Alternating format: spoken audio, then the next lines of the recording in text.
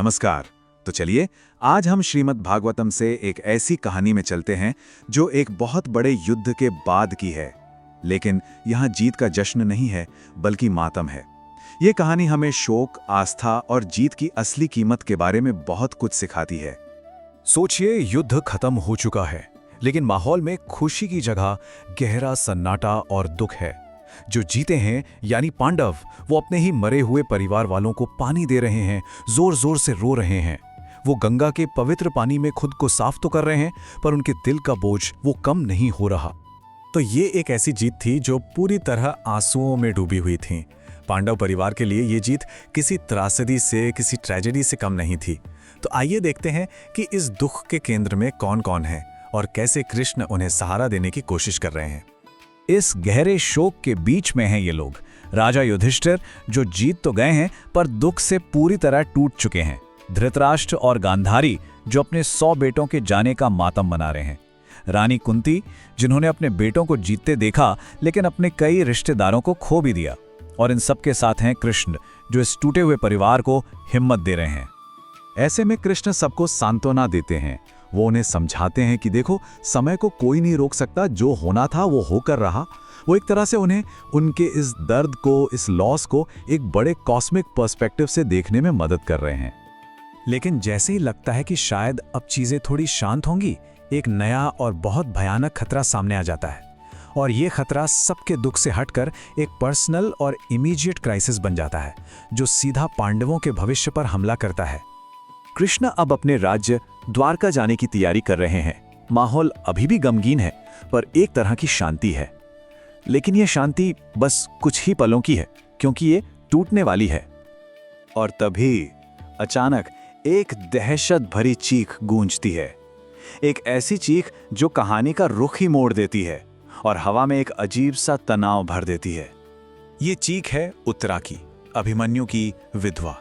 वो कृष्ण से गुहार लगा रही है, हे प्रभु, ये बाण भले ही मुझे जला दे, पर कृपा करके मेरे गर्भ को नष्ट मत होने देना। अब बात सिर्फ एक जान की नहीं है, दांव पर कुरुवंश का आखिरी वारिस लगा है। तो अब सारा ध्यान इस नए खतरे पर है। ये कोई मामूली बाण नहीं है, ये एक अमोघ अस्त्र है, एक ऐसा दिव्य हथियार जिसे रोकना लगभग नामुमकिन है, और इसे रोकने के लिए अब दैवीय शक्ति की ही जरूरत पड़ेगी। जरा इमेजिन कीजिए, एक धधकता हुआ विनाशकारी अस्त्र जो सीधा उत्तरा के गर्भ की ओर बढ़ रहा है। दुश्मन का इरादा बिल्कुल साफ और क्रूर है, पांडव वंश को जड़ से उखाड़ फेंकना हमेशा के लिए। इस अस्त्र का नाम है ब्रह्मशिर। ये कोई आम हथियार नहीं, बल्कि देवताओं का अस्त्र है, अचूक, जिसे टाला नहीं जा सकता और जिसे एक बार चला दिया तो वापस नहीं लिया जा सकता। इसका एक ही मकसद होता है, पूरी तरह से विनाश। अपने भक्तों को इतने बड़े संकट में देखकर कृष्ण फौरन अपनी दिव्य शक्ति से मामले में हस्तक्षेप करते हैं। और यहाँ हमें एक अद्भुत चमत्कार देखने को मिलता है। कृष्ण एक नहीं बल्कि दोहरी सुरक्षा देते हैं। सबसे पहले वो अपनी शक्ति से ब्रह्मशिर अस्त्र के असर को ही खत्म कर देते हैं, और फिर वो चमत्कारिक रूप से खुद गर्भ में जाकर उस अजन्मे बच्चे को अस्त्र की गर्मी से बचाते हैं। तो जैसे ही ये बाहरी खतरा टलता है, कहानी का फोकस एक अलग ही लड़ाई की तरफ मुड़ जाता है। एक लड़ाई जो बाहर नहीं बल्कि अंदर लड़ी जा रही है, मन के अंदर। और इस मोड़ के केंद्र में है रानी कुंती और उनकी एक ऐसी प्रार्थना जो किसी को भी हैरान कर सकती है। अब जब खतरा टल गया है तो रानी कुंती कृष्ण के पास जाती हैं, लेकिन वो उन्हें धन्यवाद नहीं देती, बल्कि एक ऐसी प्रार्थना करती हैं जो वहां मौजूद सभी को चौंका देती है। ये एक गहरी फिलॉसफिकल विनती है। कुंती अपने जीवन की सारी मुसीबतों को याद करती हैं। उन्हें जहर दिया गया, उन्हें आग में जलाने की कोशिश हुई, नरभक्षियों से पाला पड़ा, भरी सभा में अपमान हुआ, वनवास झेला, अनगिनत लड़ाइयां लड़ी, और अब ये विनाशकारी अस्त्र। उनकी पूरी जिंदगी ही संकटों से घिरी रही। तो यहाँ एक बड़ा सवाल खड़ा होता है कि इतनी सारी मुसीबतों से बचने के बाद अब वो और ज्यादा मुसीबतों के लिए प्रार्थना क्यों कर रही हैं? और कुंती का जवाब सच में अद्भुत है। वो कहती हैं, हे जगत गुरु, हमारे जीवन में ये मुसीबतें बार बार आए ताकि हमें बार बार आपके दर्शन होते रहें, क्योंकि आपके दर्शन का मतलब है जन्म और मृत्यु के इस चक्र से हमेशा के लिए आजाद हो जाना। सोचिए, उनके लिए दुख ही ईश्वर के करीब आने का रास्ता है। अपनी प्रार्थना के आखिर में वो कृष्ण से कहती हैं कि मेरे सारे सांसारिक मोह के बंधन काट दो, ताकि मेरा मन सिर्फ और सिर्फ परमात्मा में, आप में लगा रहे। रानी कुंती की ये प्रार्थना हमें आस्था की ऊंचाइयों को दिखाती है। लेकिन अब कहानी के आखिरी हिस्से में हम सिक्के का दूसरा पहलू देखेंगे। जहां एक माँ को मुसीबत में भगवान दिख रहे हैं, वहीं उसका बेटा राजा युधिष्ठिर अपनी जीत में सिर्फ और सिर्फ एक असहनीय बोझ और निराशा देख पा रहा है। बड़े बड़े ऋषि मुनि और खुद कृष्ण भी उन्हें समझा रहे हैं, लेकिन राजा युधिष्ठिर अपराध बोध और शोक के बोझ तले दबे जा रहे हैं। ये जीत उन्हें कोई शांति नहीं दे पाई है। स्क्रीन पर ये नंबर देखिए, 2,18,700। ये एक अक्षौहिणी सेना में सैनिकों की संख्या हुआ करती थी, और युधिष्ठिर इस बात का दुख मना रहे हैं कि उनकी वजह से ऐसी कई अक्षौहिणी सेनाएं मारी गईं। ये नंबर उनके गिल्ट के साइज को दिखाता है। यहां हम दो अलग अलग नजरिया देख सकते हैं। आमतौर पर लोग कह रहे थे कि ये एक धर्मयुद्ध था और यज्ञ करने से सारे पाप धुल जाएंगे, लेकिन राजा युधिष्ठिर के लिए ये एक नरसंहार था। उन्हें लगता था कि मैंने अपने गुरुओं, भाइयों और बेटों को मारा है, और कोई भी अनुष्ठान इस खून को साफ नहीं कर सकता। वो खुद को एक पापी मान रहे थे जो नरक में जाने के लायक है। और यहीं पर यह कहानी हमें एक बहुत गहरे सवाल के साथ छोड़ जाती है। क्या कोई धर्मयुद्ध सच में कभी जीता जा सकता है? यह सवाल हमें कहानी के दो सिरों पर वापस ले जाता है। एक तरफ कुंती की आस्था है, जो मुसीबत में भी मुक्ति देख रही है, और दूसरी तरफ युधिष्ठिर का दुख, जो जीत में भी सिर्फ विनाश देख रहा है।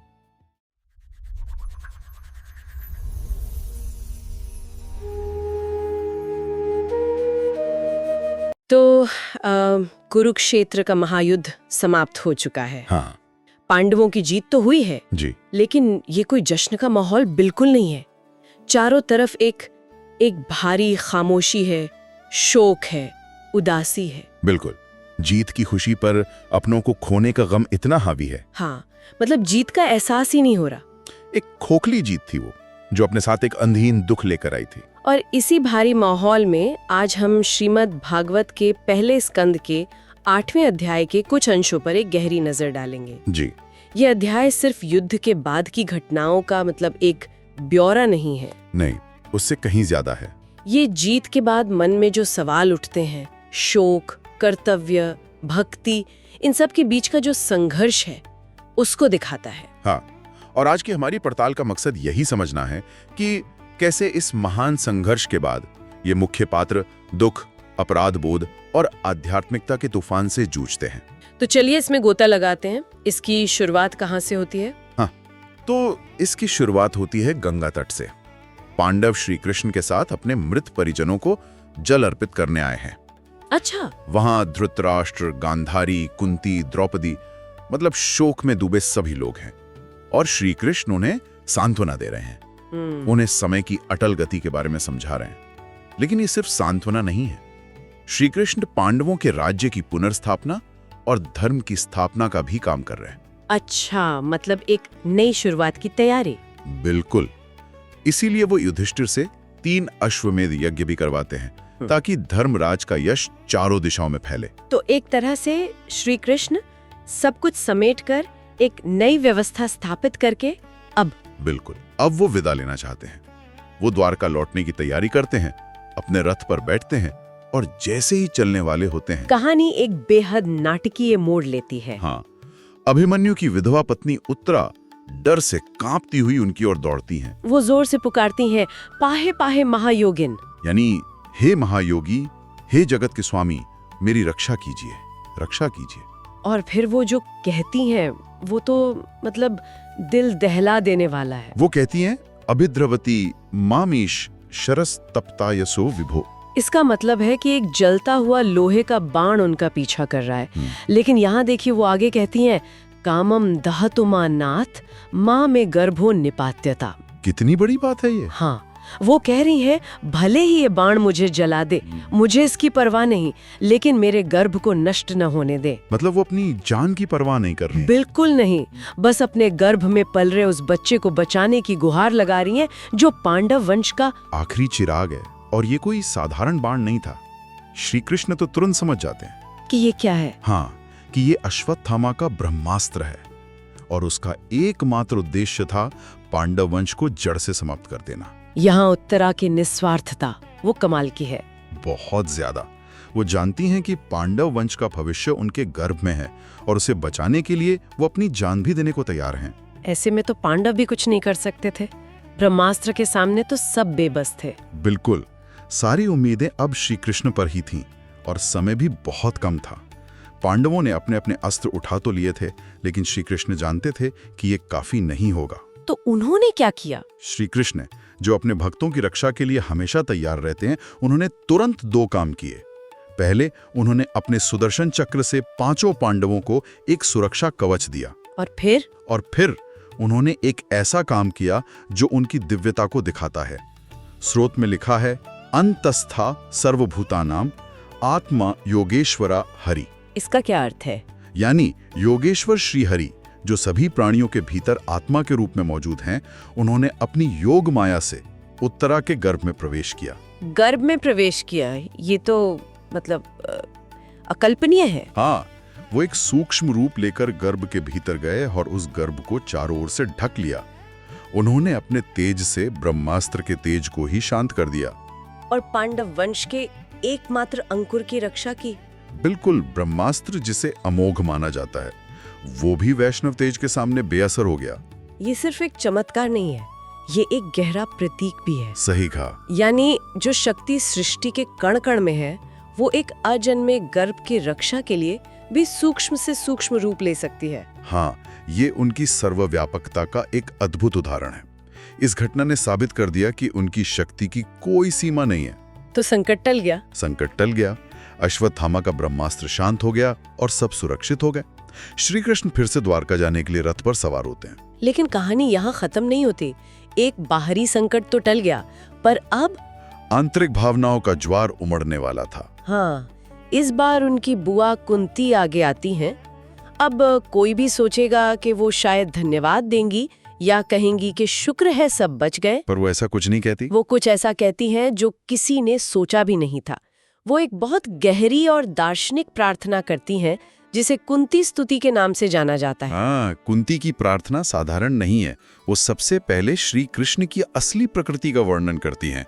वो कहती हैं कि आप आदि पुरुष हैं, प्रकृति से भी परे ईश्वर हैं। आप सबके अंदर और बाहर मौजूद हैं, फिर भी इंद्रियों से दिखाई नहीं देते। उन्होंने एक बहुत सुंदर उपमा भी दी है जो मुझे बहुत पसंद है। वो कहती हैं, ना लक्ष्य से मूढ़ दृशा नटो नाट्य धरो यथा। इसका अर्थ समझाएंगी जरा? जैसे मंच पर अभिनय करते हुए कलाकार को मूर्ख दर्शक नहीं पहचान पाते, वैसे ही मूर्ख दृष्टि वाले लोग आपको नहीं पहचान पाते। कितनी गहरी बात है। बिल्कुल। हम सब उन्हें एक रिश्तेदार, एक सारथी के रूप में देख रहे हैं, लेकिन कुंती उनके असली स्वरूप को देख पा रही हैं। हाँ, वो कहती हैं कि आप माया के पर्दे के पीछे छिपे हुए हैं। जब बड़े बड़े योगी और मुनि भी आपको भक्ति से ही समझ पाते हैं, तो हम जैसी साधारण स्त्रियां आपको कैसे जान सकती हैं? और इसके बाद वो उन सभी भयानक विपत्तियों को याद करती हैं। हाँ, जिनसे श्री कृष्ण ने उनकी रक्षा की थी। वो एक एक करके गिनाती हैं, जहर से, लाक्षागृह की आग से, हिडिम जैसे राक्षसों से, दुर्योधन की भरी सभा के अपमान से, वनवास के कष्टों से, और युद्ध के हर मोड़ पर। वो कहती हैं कि हर संकट में हरे अभिरक्षिता, हे हरि, आपने ही हमारी रक्षा की है। और इसके बाद वो कुछ ऐसा मांगती हैं जो किसी के भी होश उड़ा दें। हाँ, और यही इस प्रार्थना का सबसे चौंकाने वाला हिस्सा है। वो सुख, शांति या समृद्धि नहीं मांगती। नहीं, वो प्रार्थना करती हैं, विपदः सन्तु नः शश्वत तत्र तत्र जगद्गुरो भवतो दर्शनम यत्स्यात् अपुनर्भव दर्शनम। यानी, हे जगतगुरु, हमारे जीवन में बार बार हर कदम पर विपत्तियां आती रहें। आप सोचिए, कोई विपत्ति क्यों मांगेगा? ये तो बहुत ही अजीब है। ये तो एक तरह से ग्रोथ माइंडसेट का आध्यात्मिक संस्करण लग रहा है। हाँ, कह सकते हैं। जैसे आजकल की सेल्फ हेल्प की दुनिया में कहते हैं ना कि मुश्किलों से ही असली विकास होता है और आराम हमें कंप्लेसेंट बना देता है। आपने बिल्कुल सही पकड़ा। उनका तर्क यही है। कुंती का मानना है कि विपत्ति के समय ही भगवान का स्मरण होता है, उन्हीं का सहारा होता है और उन्हीं के दर्शन होते हैं। अच्छा। और वो कहती हैं कि आपका दर्शन ऐसा है जो जन्म मृत्यु के चक्र को ही समाप्त कर देता है, यानी मोक्ष दिला देता है। जबकि सुख? इसके विपरीत, जब इंसान के पास सब कुछ होता है, अच्छा जन्म, ऐश्वर्य, विद्या, सौंदर्य, तो उसमें एक नशा, एक अहंकार पैदा हो जाता है। जन्म ऐश्वर्य श्रुत श्री भी रिधमान मदह पुमान। यानी इन चीजों से जिसका मद बढ़ गया हो। हाँ, वो व्यक्ति आपका नाम भी नहीं ले पाता। तो उनका तर्क है कि सुख एक तरह का आध्यात्मिक जाल है जो हमें अहंकार में फंसाकर भगवान से दूर कर देता है। बिल्कुल। और दुख उस जाल को काट कर हमें सच्चाई के करीब लाता है। वाह। और उनकी प्रार्थना यही नहीं रुकती, अंत में वो एक और अद्भुत बल्कि उससे भी ज्यादा कट्टर निवेदन करती हैं। वो क्या है? वो कहती हैं, अथ विश्वेश विश्वात्मन विश्वमूर्ते स्वकेशु में स्नेह पाशा में मम छिंदी दृढ़म पांडुषु वृष्णिषु। इसका मतलब?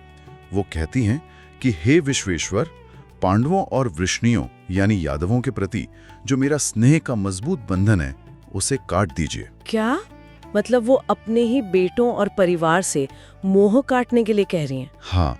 विपत्ति मांगना एक बात है, पर अपने बच्चों से मोह तोड़ने की प्रार्थना करना, तो ये तो भक्ति की एक चरम सीमा है। हाँ, ताकि उनका मन बिना किसी रुकावट के सिर्फ श्री कृष्ण में लगा रहे। उन्होंने इसके लिए भी एक बहुत सुंदर उपमा दी है। कौन सी? त्वयि में अनन्य विषया मतिर मधुपते सकृत रतिमुद्वहता दद्धा गंगेव औघमुदन्वती। वाह।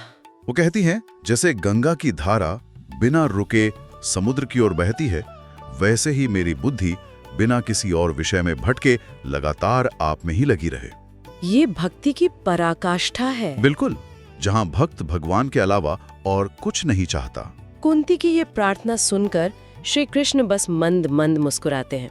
उनकी माया को कौन समझ सकता है? सही बात है। वो जाने ही वाले होते हैं कि इस बार उन्हें युधिष्ठिर रोक लेते हैं। हाँ। और यहीं पर कहानी में एक गहरा विरोधाभास सामने आता है।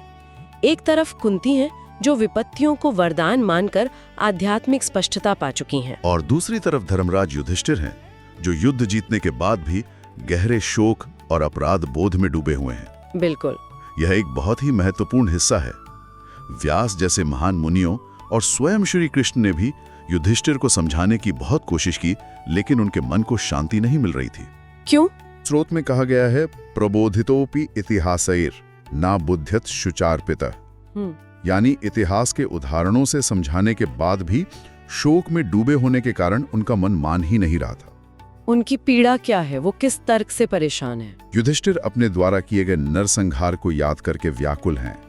वो कहते हैं, अभो में पश्यता ज्ञानम हृदय रूढ़म दुरात्मना। वो कहते हैं, अरे मेरे जैसे दुरात्मा के हृदय में बसे इस अज्ञान को तो देखो। मैंने इस शरीर के लिए, जो अंत में दूसरों का ही हो जाना है, करोड़ों सैनिकों की हत्या कर दी। उन्हें लगता है कि राज्य के लालच में उन्होंने अपनी ही कुल, गुरुओं, मित्रों सबकी हत्या कर दी। हाँ, और इस पाप से उन्हें करोड़ों वर्षों तक नरक से मुक्ति नहीं मिलेगी। लेकिन ये तो धर्म युद्ध था। उन्हें तो यही सिखाया गया था। कृष्ण ने स्वयं गीता में यही उपदेश दिया था। और यही उनके मन का सबसे बड़ा द्वंद्व है। ये धर्म युद्ध की नैतिकता पर ही एक गहरा सवाल उठाता है। अच्छा। युधिष्ठिर कहते हैं कि भले ही शास्त्र कहते हैं कि एक राजा के लिए धर्म युद्ध में शत्रुओं का वध करना पाप नहीं है, पर ये बातें मेरे मन को शांति नहीं दे पा रही हैं। तो वो शास्त्रों के तर्क को भी नहीं मान रहे। वो कह रहे हैं, इति में न तु बोधाय कल्पते शासनम वचः। वो साफ साफ कहते हैं कि ये शास्त्रीय आदेश मेरी आत्मा की शांति के लिए न तु बोधाय कल्पते पर्याप्त नहीं है। लेकिन क्या युधिष्ठिर का दुख एक तरह का स्वार्थ नहीं है? वो धर्म की स्थापना की बड़ी तस्वीर देखने के बजाय अपनी व्यक्तिगत पीड़ा में डूबे हुए। ये सवाल बहुत जरूरी है, लेकिन शायद यही बात युधिष्ठिर को धर्मराज बनाती है। कैसे? वो एक सामान्य राजा की तरह जीत का जश्न नहीं मना सकते। वो अपनी जिम्मेदारी से भाग नहीं रहे, बल्कि अपनी जीत की नैतिक कीमत को लेकर पूरी तरह से टूट चुके हैं। मतलब वो सिर्फ नियमों पर नहीं, अपनी अंतरात्मा की आवाज पर चल रहे हैं। बिल्कुल। वो बहुत शक्तिशाली उपमाओं का उपयोग करते हैं। कौन सी उपमाएं? वो कहते हैं कि इस पाप को बड़े बड़े यज्ञों से भी नहीं धोया जा सकता, ठीक वैसे ही जैसे कीचड़ वाले पानी को और कीचड़ से साफ नहीं किया जा सकता, या शराब के दाग को और शराब से नहीं मिटाया जा सकता। यथा पंकेन पंकाम्भा सुरया वा सुराकृतम भूत हत्याम तथैवेकाम न यज्ञैर माष्टुमर्हति। उनका तर्क है कि एक जीव हत्या के पाप को यज्ञों जैसे कर्मों से नहीं मिटाया जा सकता। ये उनके मन की नैतिक गहराई को दिखाता है। वो अपनी जीत को पाप मान रहे हैं और उसके बोझ को महसूस कर रहे हैं। तो आज हमने देखा कि महाभारत जैसे एक महान युद्ध की समाप्ति कोई अंत नहीं थी, बल्कि एक नई और कहीं ज्यादा जटिल एक आंतरिक यात्रा की शुरुआत थी। सही कहा। बाहरी युद्ध खत्म हुआ और भीतरी युद्ध शुरू हो गया। ये अध्याय उसी भीतरी युद्ध की कहानी है। हमने उत्तरा के संकट के माध्यम से श्री कृष्ण के दिव्य संरक्षण को देखा कि कैसे वो अपने भक्तों की रक्षा के लिए कुछ भी कर सकते हैं। और फिर हमने एक ही परिस्थिति पर दो बिल्कुल अलग प्रतिक्रियाएं देखी। बिल्कुल। एक तरफ कुंती की भक्तिपूर्ण स्वीकृति, जी। जहां वो विपत्तियों का स्वागत करती हैं ताकि वो ईश्वर के और करीब जा सकें। और दूसरी तरफ धर्मराज युधिष्ठिर का नैतिक संकट जी और गहरा अपराध बोध। वो अपनी जीत को एक पाप के रूप में देख रहे हैं और उसकी नैतिक जिम्मेदारी के बोझ तले दबे हुए हैं। ये दिखाता है कि आध्यात्मिक यात्रा कितनी व्यक्तिगत होती है। ईश्वर की साक्षात उपस्थिति के बावजूद मनुष्यों को दुख, मोह, कर्तव्य के जटिल सवालों से खुद ही जूझना पड़ता है। बिल्कुल। कुंती और युधिष्ठिर दोनों ही सत्य की तलाश में हैं, लेकिन उनके रास्ते और उनकी मानसिक अवस्थाएं बिल्कुल अलग-अलग हैं। हाँ, एक भक्ति योग के शिखर पर है तो दूसरा कर्म योग के द्वंद में फंसा हुआ है। एक समर्पण के रास्ते पर है तो दूसरा संघर्ष और आत्मविश्लेषण के। और ये चर्चा हमें एक गहरे सवाल पर सोचने के लिए छोड़ जाती है। कुंती विपत्तियों में ईश्वर को पाने का माध्यम देखती हैं, जबकि युधिष्ठिर अपने द्वारा लाए गए विपत्ति के बोझ तले दबे हुए हैं। तो जीवन के बड़े संकटों में सच्ची शांति का मार्ग क्या है? बहुत बड़ा सवाल है। क्या ये अपनी इच्छा को एक उच्च शक्ति के प्रति पूरी तरह समर्पित कर देने में है, जैसा कुंती करती हैं, या अपने कर्मों के नैतिक बोझ का सामना करने, उसे समझने और उससे पार पाने में है, जिस रास्ते पर युधिष्ठिर संघर्ष कर रहे हैं? इस पर विचार जरूर करना चाहिए।